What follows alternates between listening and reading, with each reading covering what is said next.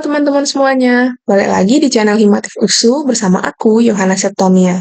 Dan di pertemuan kali ini kita akan belajar dua struktur data baru nih, yaitu stack dan juga queue. Nah, bagaimana cara kerja keduanya? Langsung aja kita lihat ya. Jadi, di sini ada struktur data stack. Nah, struktur data ini adalah struktur data dengan prinsip LIFO, teman-teman, atau last in, first out.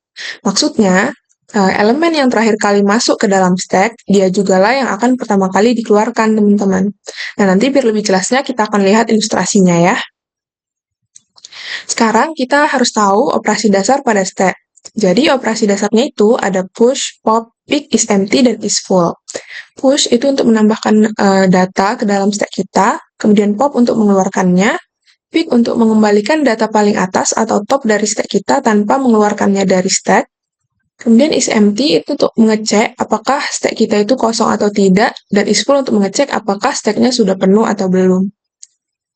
Nah, di sini ada ilustrasi dari operasi push dan pop pada stack. Jadi di sini kita punya sebuah stack, teman-teman, yang terdiri dari 4 buah elemen, yaitu data 1 sampai data 4, dengan topnya itu si data 4. Nah, ketika kita ingin nge-push elemen baru, misalnya si data 5 ini, dia nanti akan di-push ke paling atas dari stack-nya. Jadi nanti si top-nya akan berubah menjadi si data 5 ini, teman-teman. Kemudian ketika kita lakukan pop atau mengeluarkan elemen dari stack ini, nanti yang akan dikeluarkan itu adalah si top-nya juga, teman-teman. Jadi kan tadi ini udah kita push nih, berarti sekarang top-nya data 5. Nah, ketika kita pop, ya udah si data 5 ini yang pertama kali keluar. Seperti itulah maksud dari prinsip LIFO itu, teman-teman. Jadi si data 5 yang terakhir kali masuk ke stack, dia jugalah yang pertama kali keluar. Nah, semoga bisa dipahami ya, teman-teman. Sekarang kita lanjut ke struktur data yang berikutnya, yaitu struktur data queue. Nah, jadi queue ini adalah struktur data dengan prinsip FIFO, teman-teman, atau first in, first out. Jadi, elemen yang pertama kali masuk ke dalam queue, dia jugalah yang akan pertama kali keluar. Seperti prinsip antrian di kehidupan nyata ya, teman-teman. Kan kalau misalnya di kehidupan nyata, siapa yang duluan antri, dia juga yang akan pertama kali dilayani dan keluar dari antrian kan. Nah, si queue ini juga sama, teman-teman. Kira-kira seperti itu. Kemudian, ini ada operasi dasar pada queue, yaitu ada enqueue, dequeue, front atau pick, is empty, dan display.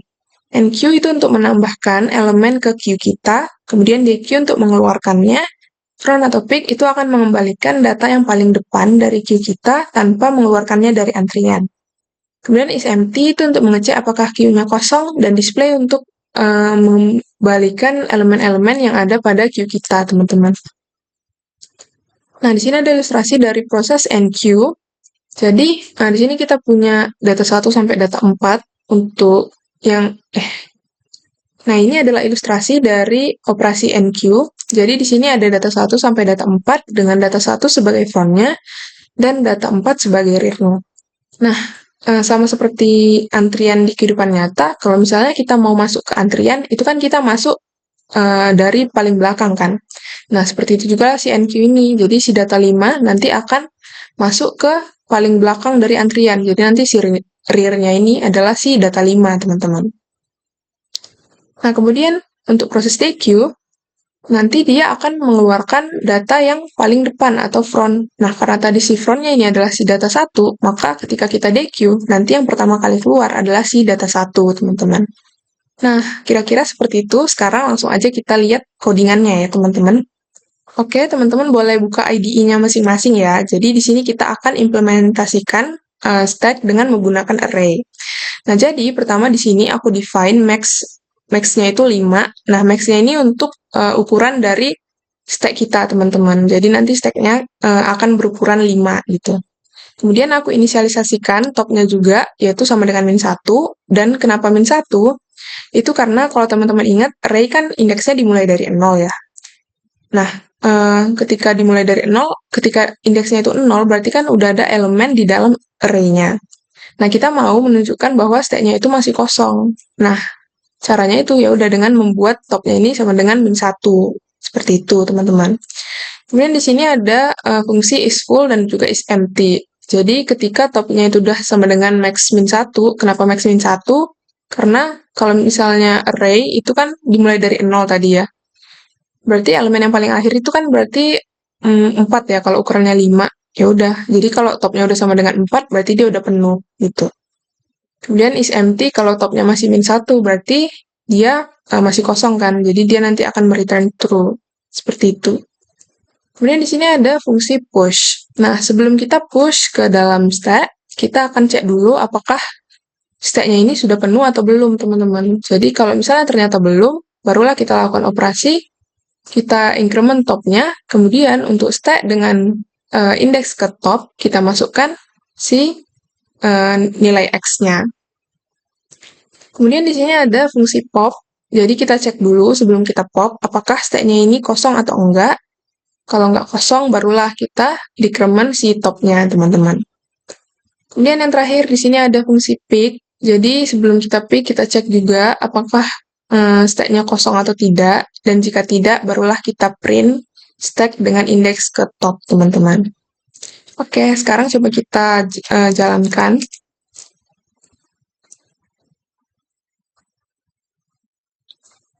Nah, oke, jadi di sini yang pertama kita lakukan adalah kita pick dulu stack-nya, dan karena kita belum melakukan push apapun ke dalam stack, maka nanti dia akan mengeluarkan pesan stack kosong. Kemudian kita push 5, 3, 1, dan 2. Nah, ketika kita lakukan pick lagi, dia akan mengeluarkan 2. Kenapa 2? Karena ketika kita push, tadi kan yang terakhir kali kita push itu si 2 ini kan teman-teman, berarti dialah topnya. Nah, makanya ketika kita pick, hasilnya mengeluarkan 2 gitu. Kemudian kita pop 2 kali. Nah, pop itu kan tadi akan dilakukan dari top kan. Berarti yang akan terpop atau dikeluarkan dari stack itu adalah si 2 sama si 1 ini, teman-teman. Jadi ketika kita pick lagi, berarti sekarang topnya adalah si 3 ini, teman-teman. Nah, ini. Kemudian kita lakukan push lagi 5, 3, 1, 10. Tapi di sini ada pesan nih, stack sudah penuh, tidak dapat menambahkan data lagi. Nah, kalau kita lihat, tadi kan max-nya itu kan 5 kan. Nah, sementara di stack kita udah punya 2 data nih. Terus kita mau push 5, itu masih bisa, karena datanya berarti masih 3 kan. Push 3 masih bisa, push 1 masih bisa. Nah, ketika kita mau push 10, ini udah nggak bisa lagi, teman-teman. Karena ketika kita push 1, itu udah 5 ininya, elemen dalam stack kita. Jadi udah penuh gitu. Jadi si 10 ini udah nggak berhasil dimasukin ke dalam stack kita. Makanya ketika kita pick, berarti yang terakhir kali berhasil masuk itu kan si 1. Nah, makanya dia keluarin si 1 ini, teman-teman. Kira-kira untuk yang stack seperti itu, sekarang kita lanjut ke yang queue. Nah, yang queue ini juga sama, kita akan implementasikan dengan menggunakan array, tapi bedanya untuk si queue kita akan menggunakan circular array, teman-teman. Nah, jadi untuk yang circular array, pertama kita akan lihat dulu. Nah, seperti ini. Ini adalah kondisi ketika queue-nya itu udah penuh ya, teman-teman. Jadi, semuanya udah terisi gitu. Nah, kemudian, misal kita lakukan pop ya. Kita pop, tadi kan front-nya di sini ya. Kita pop data 1 sampai data 4. Sehingga nanti front sama rear-nya udah sama-sama menunjuk ke yang paling akhir dari array kita.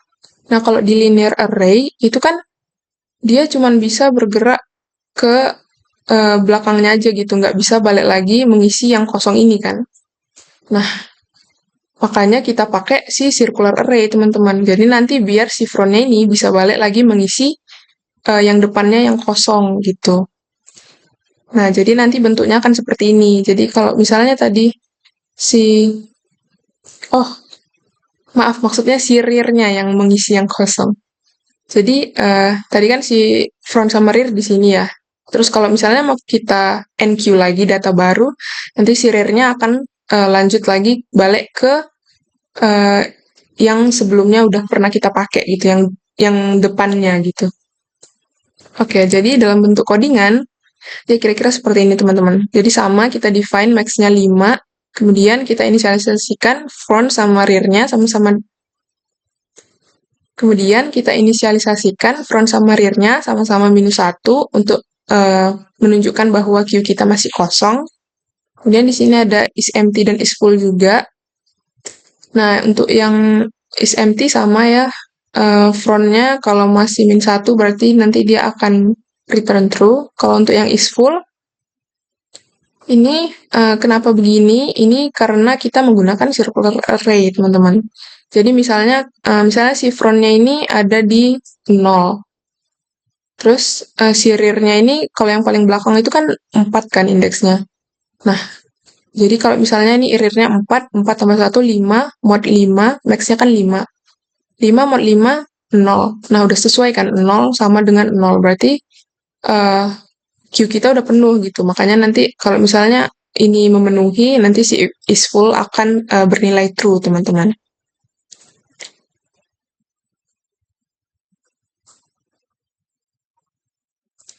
Nah, next, ini ada fungsi enqueue-nya. Jadi kita cek dulu apakah queue kita sudah penuh atau belum. Dan jika belum, kita cek lagi nih, apakah dia kosong atau enggak. Kalau kosong, front-nya kita buat jadi sama dengan 0. Kemudian kalau tidak, rear-nya akan kita increment dengan menggunakan rumus yang ini juga, karena dia sirkular, teman-teman. Kemudian Q untuk indeks career akan kita masukkan nilai si X-nya. Kemudian untuk DQ kita cek dulu apakah Q-nya kosong atau enggak, dan jika enggak, kalau front-nya sama dengan rear, yang berarti sisa satu elemen kan teman-teman di Q-nya. Nah, kalau sisa satu elemen, kemudian kita DQ atau kita keluarkan, berarti Q-nya akan balik kosong kan, makanya kita set dia jadi sama dengan min 1 lagi. Nah, kalau enggak, barulah kita increment si front-nya dengan menggunakan yang circular array juga.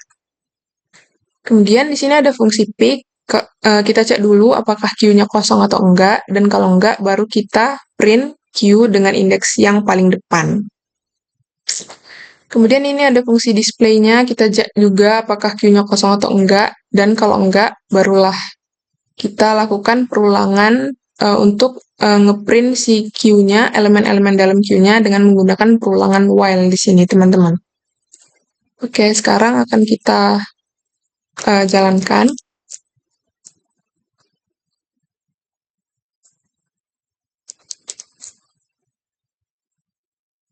Nah, pertama kita lakukan pick. Jadi, karena kita juga belum ada NQ apa-apa ke Q kita, maka nanti akan mengeluarkan Q kosong. Kemudian kita lakukan NQ 1, 2, 3, dan 4. Dan ketika kita pick itu kan untuk mengembalikan yang paling depan kan, teman-teman. Yang paling depan itu, yang paling pertama masuk. Nah, tadi yang pertama masuk itu si 1 ini. Makanya dia akan mengembalikan 1 di sini, teman-teman, ketika kita pick. Kemudian kita DQ sebanyak 2 kali. Nah, DQ juga dari front kan, teman-teman. Udah, berarti nanti yang ter-DQ itu si 1 sama si 2. Berarti sekarang kalau misalnya kita pick ini, kita lakukan pick, sekarang yang paling depan adalah si 3 ini, teman-teman. Nah, kemudian di sini kita NQ lagi. Kita NQ 5, 6, 7, dan 8. Nah, tadi max-nya 5, kita masih punya 2. Terus kita masukkan 5, 6, 7 masih bisa, tapi karena udah penuh nih, udah 5 sampai di 7, ketika kita mau masukkan 8 itu udah nggak bisa lagi. Makanya keluar pesan Q sudah penuh. Dan ketika kita display, keluarlah si elemen-elemen yang ada dalam array-nya. Nah, kira-kira seperti itu untuk pembelajaran kita tentang struktur data stack dan juga Q ini, teman-teman. Aku harap semoga bisa dipahami ya. See you di next video. Bye-bye.